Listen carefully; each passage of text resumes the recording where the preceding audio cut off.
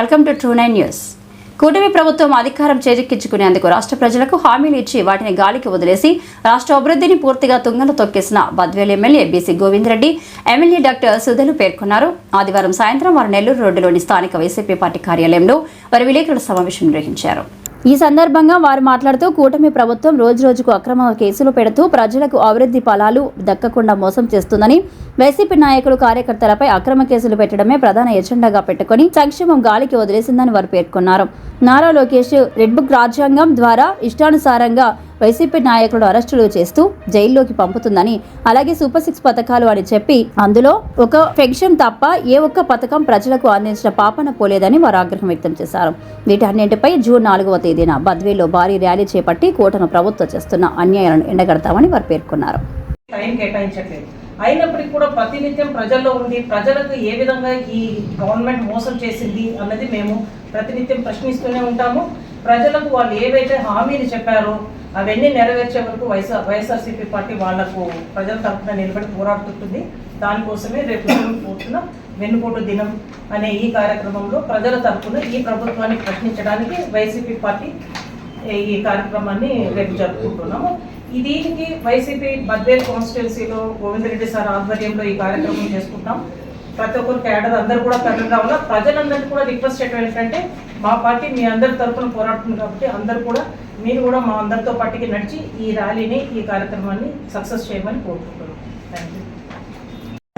ఆయన కూడా వచ్చేసాడు కదా, రేపు మా ప్రభుత్వం వస్తుంది కూడా ఎక్కడున్నా కానీ తీసుకొస్తాం అంటున్నాడు కదా, మరి తప్పదు కదా, అంటే ఇది కొనసాగుతా ఉంది అని చెప్పడమే కదా సార్. దీనివల్ల మేము అందుకనే మీరు ఒక్కసారి చూస్తే రాష్ట్రంలో జరిగే పరిస్థితులను మీరు సమర్థిస్తున్నారా? ఇది ఓకే సమర్థన కాదు. 19 నుంచి 24కి ఇంత జరిగిందా మీరు చెప్పండి. లేదు మేడం, కాకపోతే నిన్నటికి నిన్న రాజశేఖర్ రెడ్డి సార్ విగ్రహానికి మీరు చూసారా ఎట్లా పార్టీ జెండాలు కట్టారో? అది మీకు సమ్మతమేనా? అది ప్రశ్నించినందుకు మన ఎంపీ పిఏ రాఘవ మీద కేసు పెట్టి ఈ రోజు ఆయన జైల్లో.